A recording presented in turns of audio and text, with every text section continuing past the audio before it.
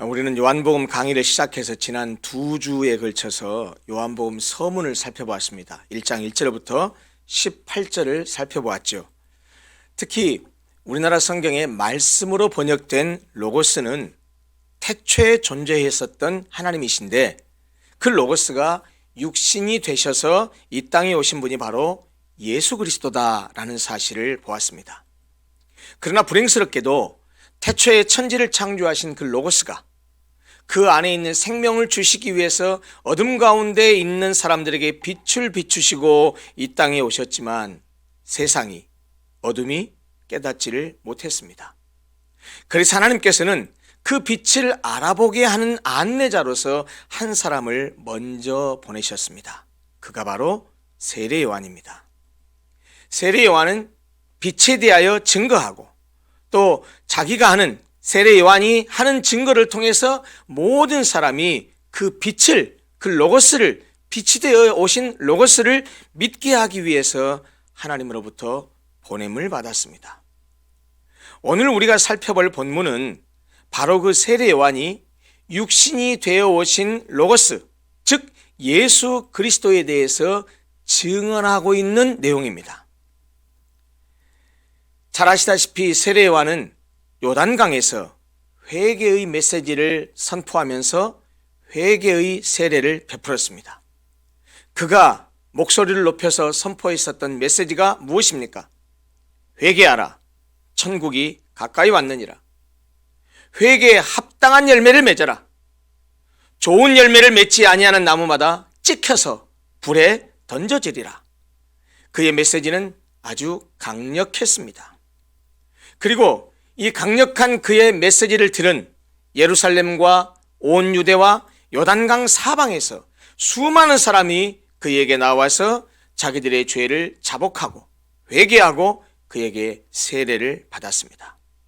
사실 당시로서는 세례 요한은 사람들의 관심을 받으면서 일약 스타덤에 오른 사람이 되고 말았습니다. 왜냐하면 당시에는 약속된 메시아가 이제 곧 오실 때가 됐다라고 하는 그런 기대감이 유대 사회에서 상당히 고조되어 있었는데, 그렇게 강력한 메시지를 선포하면서 회개의 세례를 베풀고 있는 세례 요한이 바로 하나님께서 보내시겠다고 했던 그 메시아일지도 모른다라는 생각이 사람들 사이에 많이 퍼져 있었기 때문입니다.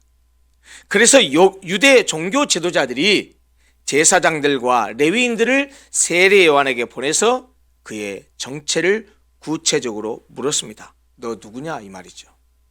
네가 회개의 메시지를 전하고 세례를 베풀고 있는데 혹시 네가 바로 인류를 죄로부터 구원할 그 메시아냐? 라고 물었다라는 말입니다. 그러나 세례 요한은 자기가 메시아가 그리스도가 아니라고 대답합니다.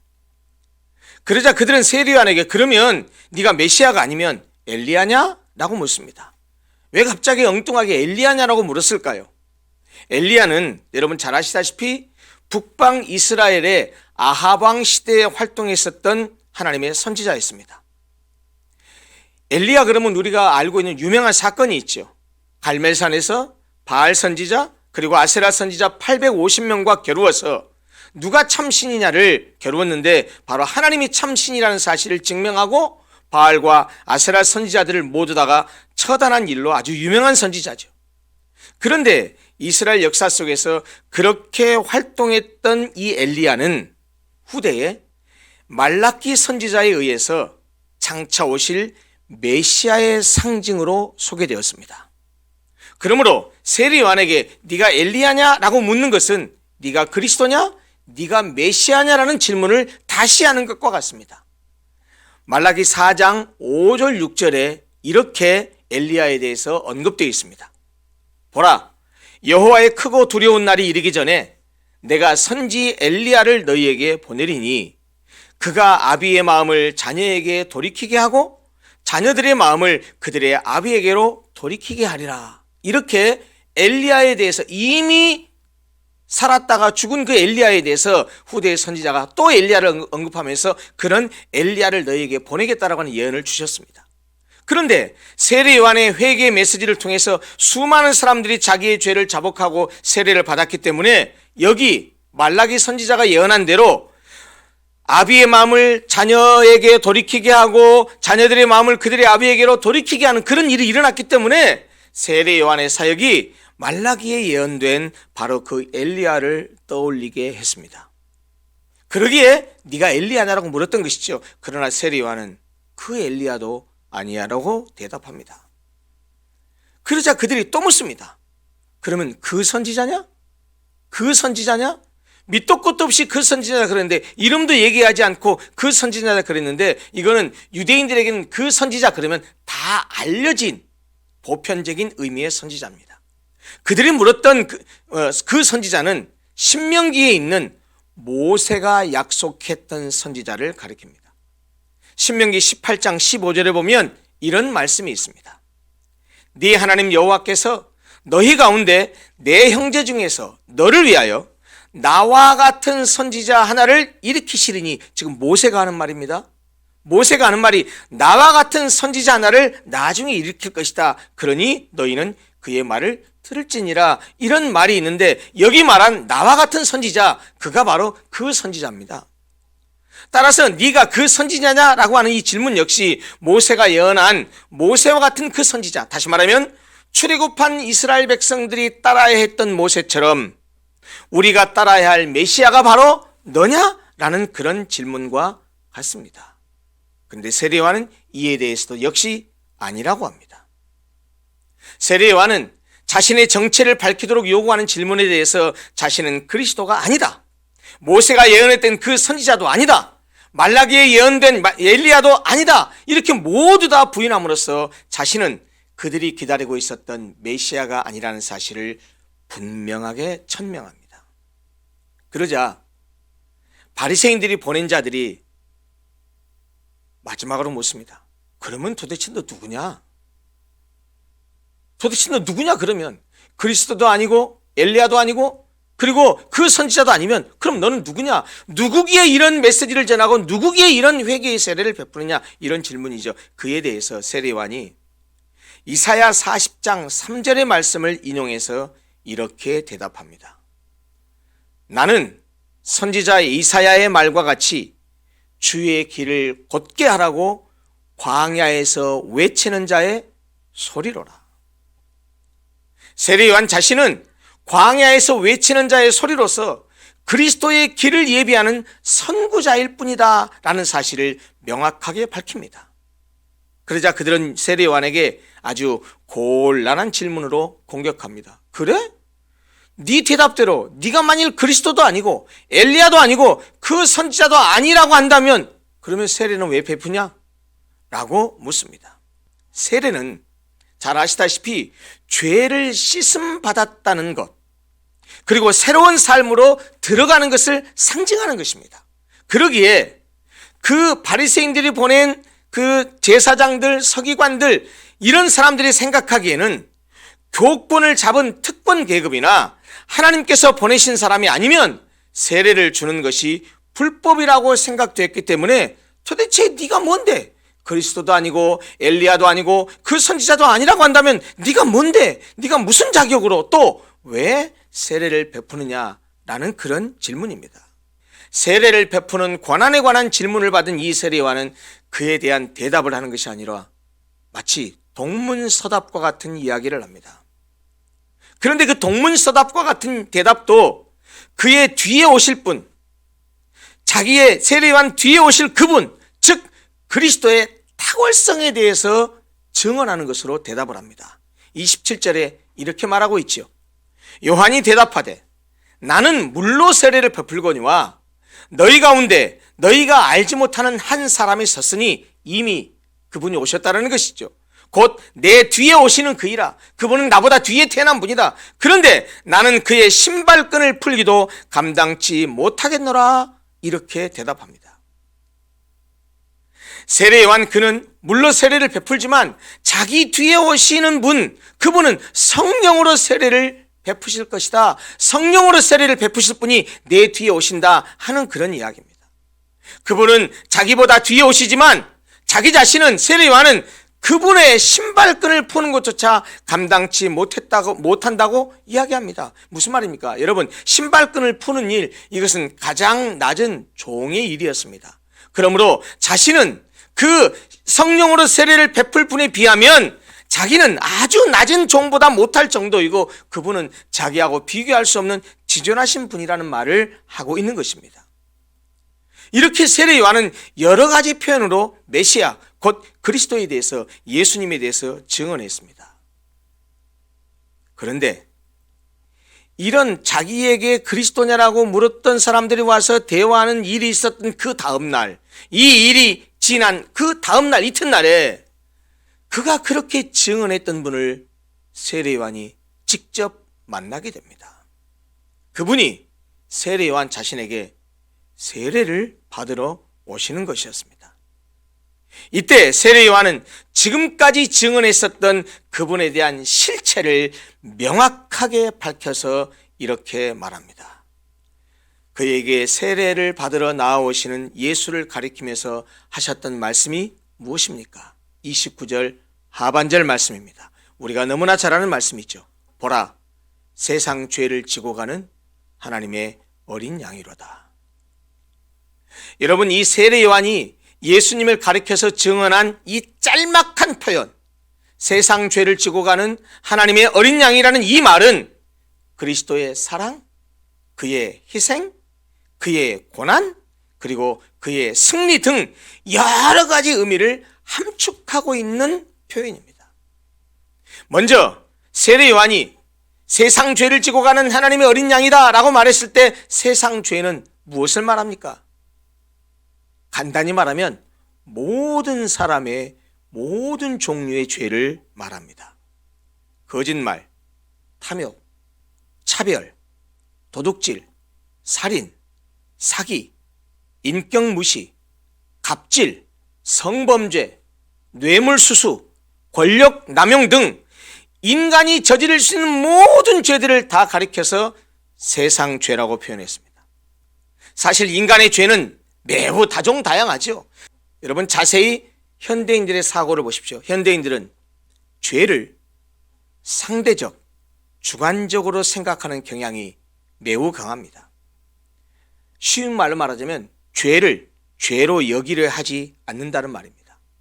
다른 사람들 다 그렇게 하기 때문에 내가 좀 한다고 해서 왜 나를 죄인이라고 말하고 왜 내가 죄를 지었다고 말하느냐, 다른 사람들 다 그렇게 하지 않느냐, 그게 왜 죄냐라고 오히려 적반하장식으로 대듭니다.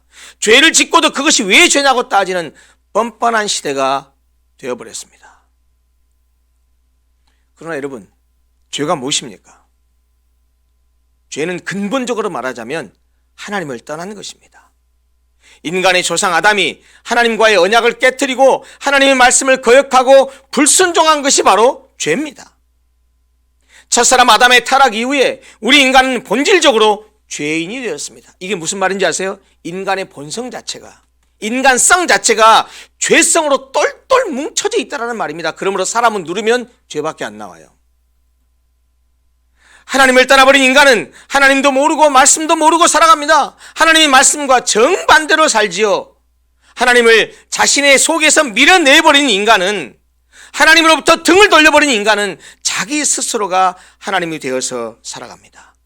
오직 자기 기준과 자기 판단과 자기 중심에 따라 살아가죠. 이것이 바로 죄에 빠진 인간의 본성이요, 인간의 실존의 모습입니다.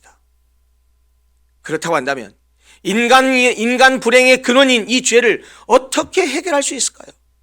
우리 인간은 그럴 능력이 없습니다. 죄인이 되어버린, 본성적으로 타락해버린 우리 인간은 이것을 벗어날 길이 없습니다. 우리 인간은 죄의 문제를 해결할 방법이 없다는 말이죠. 그래서 인간이 해결할 수 없기 때문에 누가 해결하셨느냐? 하나님이 해결하셨습니다. 어린 양을 통해서 해결하셨습니다. 어린 양이 우리의 죄를 대신 지고 가게 했습니다. 그런데 거기 지고 간다라고 말을 했는데 이 지고 가는 이라고 번역된 헬라어가 아이로라는 단어인데 이 단어는 본래 의미가 뭐냐면 없이 하거나 제거한다는 뜻입니다. 없애버린다는 뜻입니다. 다시 말하면 여러분, 구약시대 성전에서 동물 희생제사를 매일 반복적으로 드렸죠. 매일 그렇게 성전에서 제사를, 동물 희생제사를 드렸어요. 그런데 그런 동물 희생제사와는 달리 그리스도는 세상 모든 사람들의 모든 죄를 완전히 없애고 완전히 제거해버리는 속죄의 제물로서의 하나님의 어린 양이라는 말입니다.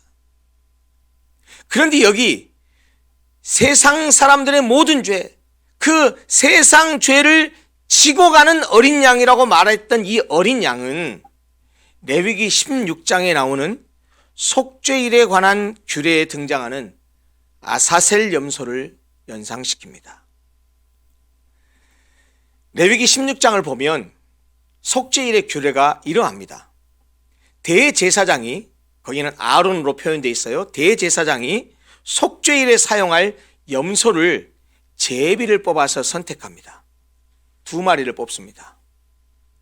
용도가 다릅니다.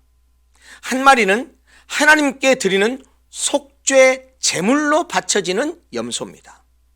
이 염소는 잡아서 그 피를 속죄소 위에 뿌립니다. 그래서 여호와 앞에서 이스라엘 백성들을 정결케 하는 데에 그 염소가 사용됩니다. 다른 한 마리가 바로 아사셀 염소입니다. 이스라엘 백성들의 죄가 그들의 눈앞에서 떠나간다라는 사실을 볼 수 있도록 하기 위해서 준비된 염소를 말합니다. 무슨 말이냐? 이 두 번째 염소인 아사셀 염소는요, 먼저 대제사장이 아사셀 염소의 머리에 양손을 얹고 그 위에 백성들의 죄를 고백합니다. 이것은 백성들의 죄를 전가하는 의식입니다. 그런 다음에 어떻게 했느냐? 보통 번제를 드릴 때는 저렇게 한 다음에 배를 갈라서 하나님께 드렸지만 아사셀 염소는 그렇게 하지 않습니다. 이 아사셀 염소는 그렇게 죄를 고백해서 전가한 다음에 정해진 사람에 의해서 그 염소를 끌고 광야로 함께 갑니다. 아사셀 염소가 이스라엘 백성들의 눈앞에서 점점 멀어질 때 염소에게 옮겨진 이스라엘 백성들의 모든 죄도 그들의 눈에서 점점 멀어져 갑니다. 그러다가 어느 시점에 가면, 멀리 가게 되면 그 염소가 영영 보이지 않게 되지요. 그리고 끌고 갔던 저 사람은 다시 되돌아옵니다. 그리고 아사셀 염소만 그 광야에다가 버려두고 온다는 말이죠. 그러면 그 아사셀 염소는 어떻게 될까요? 악한 짐승에게 잡아먹혀서 없어지고 맙니다. 이로써 이스라엘 백성들은 자신들의 죄가 아사셀 염소와 함께 영영이 떠나갔다는 사실을 믿었습니다. 여러분, 그러므로 이 아사셀 염소는 백성들의 죄가 그들의 눈앞에서 떠나가는 것을 보고 믿을 수 있도록 하기 위해서 준비된, 오늘날 교육학적인 의미로 말하자면 시청각 교육용 염소라고 말할 수 있습니다. 결국 아사셀 염소가 모든 백성의 죄를 짊어지고 광야로 가서 죽음으로써 그에게 전가된 죄를 없애버리는 역할을 했다는 것이죠. 그런 측면에서 이 아사셀의 역할은 인류의 모든 죄악을 홀로 짊어지시고 예루살렘 밖 갈보리 십자가에 나아가신 예수 그리스도의 표상이요, 예수 그리스도의 상징이요, 예수 그리스도의 그림자라고 할 수 있습니다. 그리고 예수님에 대해서 보라, 세상 죄를 지고 가는 하나님의 어린 양이라고 말했을 때 하나님의 어린 양이라는 말의 의미는 하나님의 소유격을 썼는데, 이 말은 무슨 말이냐? 하나님께서 준비하신 어린 양이라는 뜻입니다.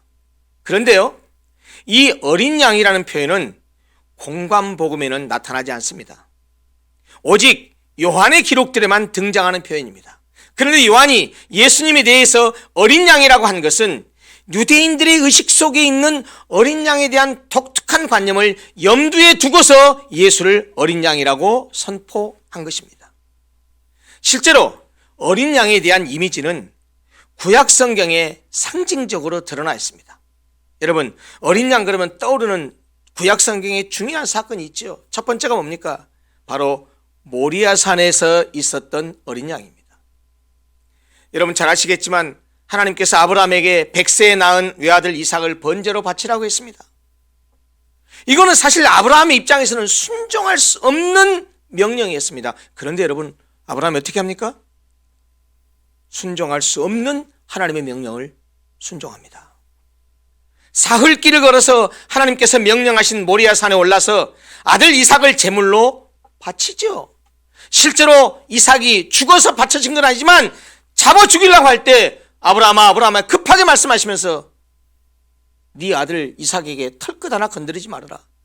네가 네 독자 아들을 이렇게 흔쾌하게 나에게 바치는 거 보니까 네가 나를 경외하는 줄 내가 알았다 라고 하나님께서 그의 믿음을 테스트한 것에 통과했다는 사실을 말씀하시죠. 그때 그렇게 해서 하나님께서 아브라함에게 나타나서 이삭에게 칼을 대지 못하게 하시고 어떻게 하셨습니까?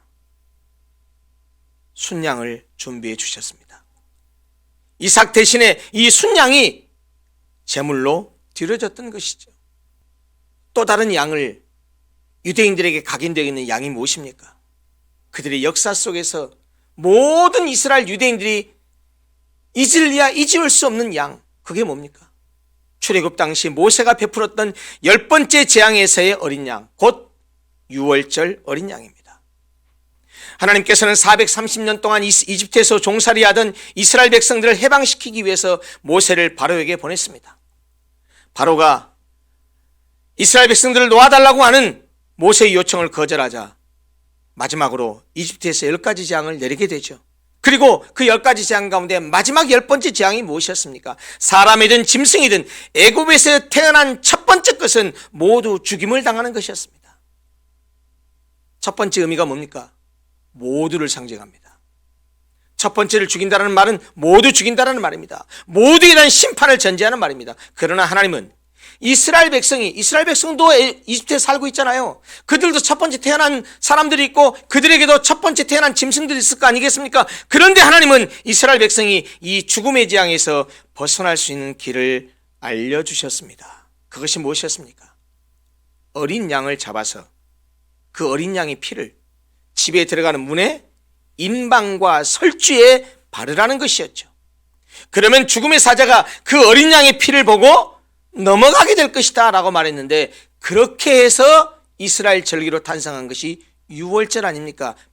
그렇게 희생당한 어린 양으로 말미암아서 이스라엘 백성들이 구원을 받은 것이지요. 결국 어린 양은 무엇을 말합니까? 사람의 죄를 대신해서 죽는 희생양을 말합니다. 사람들은 죄를 지으면 어린 양을 잡아서 그에게 모든 죄를 뒤집어 씌운 후에 하나님께 제물로 드렸었지요. 그러면 하나님께서는 이 어린 양을 보시고 그 사람들의 죄를 용서하셨습니다.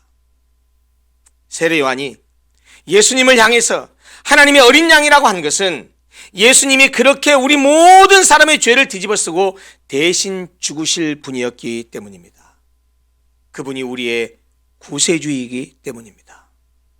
실제로 예수님은 세상의 모든 죄를 한 번에 다 짊어지셨습니다. 예수님이 십자가에서 피 흘려 죽으심으로써 세상 모든 사람들의 죄를 완전히 해결하셨습니다. 어린 양이신 예수님께서 십자가 위에서 자신의 몸을 제물로 드린 그 속죄의 제사는 또다시 드릴 필요가 없는 단번에 드려진 제사였습니다. 모든 죄를 완전히 해결하신 완전한 제사였습니다. 일시적이거나 한시적인 것이 아닌 영원한 제사였습니다. 그래서 히브리서에는 이 예수님의 십자가 위에서의 제사에 대해서 단번에 완전한 영원한 제사였다고 강조하고 있습니다.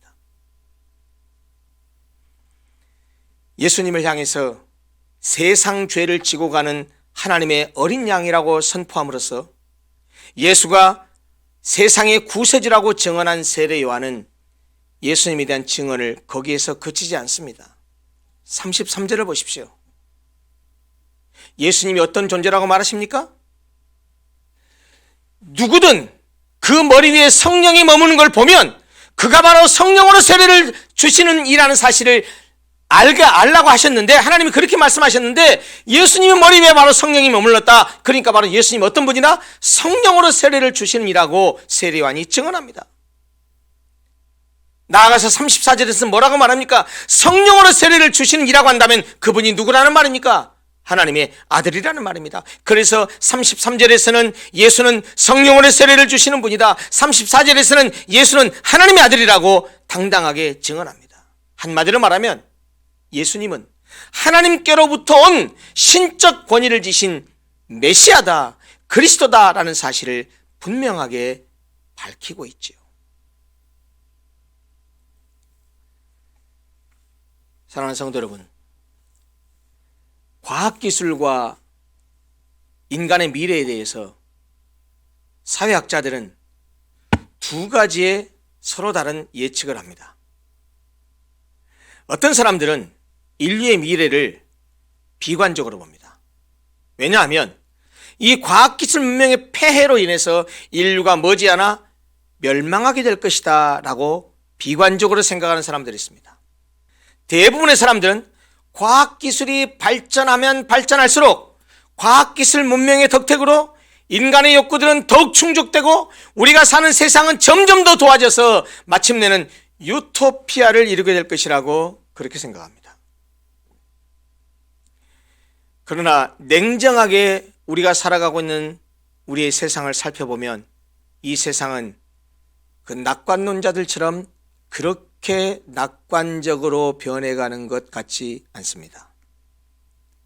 과학기술은 더 발전해가고 인간의 물질 문명은 더 풍족해져 가는데 인간의 삶은 더 어두워져 가는 것 같습니다.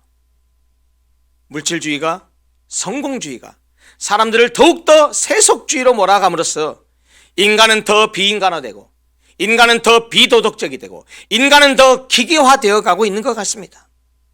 우리가 경험하고 있듯이 과학기술과 산업이 발전돼서 인간의 물질적 삶이 더 풍성해진 것은 분명하지만 인간의 본성이 변화되거나 인간의 삶이 더 정신적으로 행복해지는 것 같지는 않다라는 말입니다. 어제도 어느 분이 그런 얘기를 하는데 옆에서 같이 있다가 가슴이 덜컥 내려앉았습니다.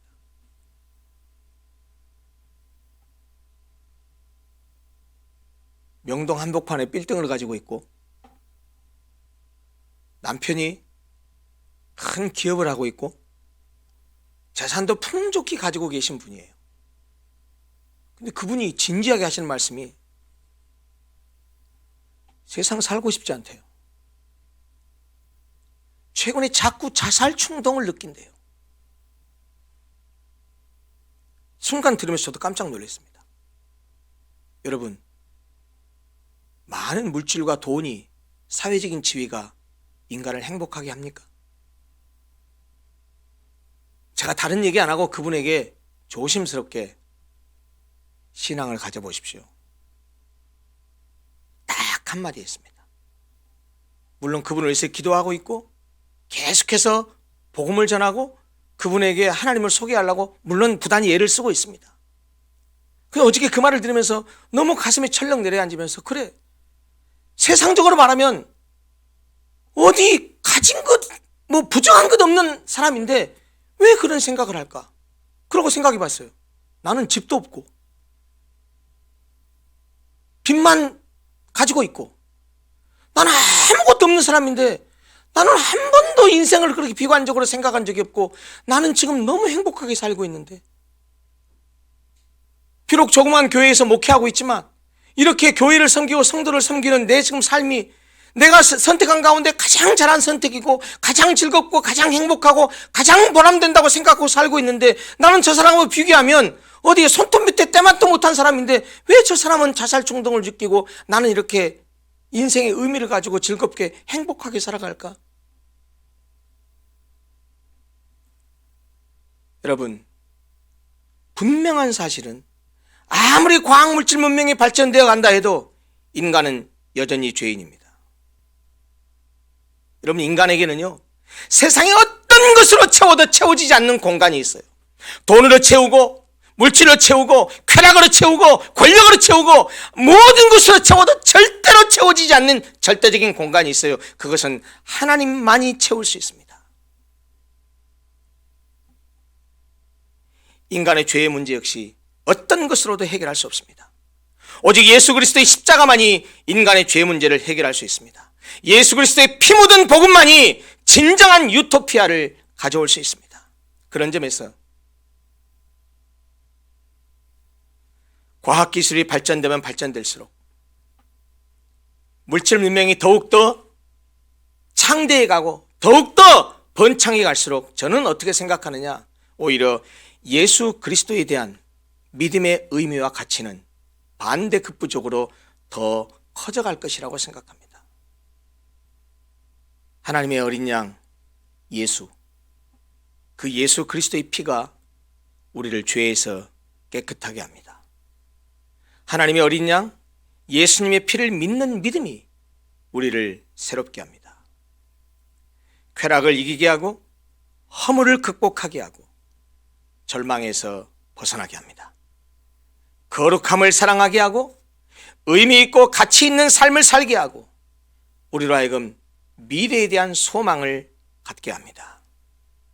하나님의 어린 양이 내 모든 죄를 해결해 주셨다는 사실을 믿을 때에 삶의 진정한 의미와 목표를 발견하게 됩니다. 그러기에 일을 하든 공부를 하든 장사를 하든 직장 생활을 하든 사업을 하든 우리가 살아가는 삶의 행태는 각각 다 다르지만 무엇을 하든지 간에 예수 그리스도, 세상 죄를 지고 간 하나님의 어린 양 그 예수 그리스도를 믿는 믿음 속에서 그 안에 들어가 있을 때 인생의 참된 목표를 향해 나아가게 된다는 말입니다. 사랑하는 성도 여러분, 예수님을 향한 세례 요한의 증언을 다시 한번 주목하십시오. 보라, 세상 죄를 지고 가는 하나님의 어린 양이로다. 태초에 계셔서 만물을 지으신 로고스, 우리에게 생명과 빛을 주기 위해서 육신이 되어 오신 로고스, 성육신 하셔서 십자가에서 우리의 죄를 대신 짊어지시고 피 흘려 죽으신 어린 양 예수님, 그 예수님이 바로 세상 죄를 지고 가는 하나님의 어린 양입니다. 그 어린 양 예수의 피가 우리를 깨끗하게 하십니다. 그 어린 양 예수의 피가 우리를 죄에서 구원합니다. 그 어린 양 예수의 피가 우리를 사망에서 건져냅니다. 그 어린 양 예수의 피가 우리를 천국으로 이끕니다. 그 어린 양 예수의 피가 우리를 하나님의 백성이 되게 합니다. 그 어린 양 예수의 은혜 안에서 살아가면서 그 주님이 주시는 은혜 속에서 복된 인생을 살아가는 사랑하는 모든 성도들이 되시기를 간절히 소원합니다. 기도하겠습니다.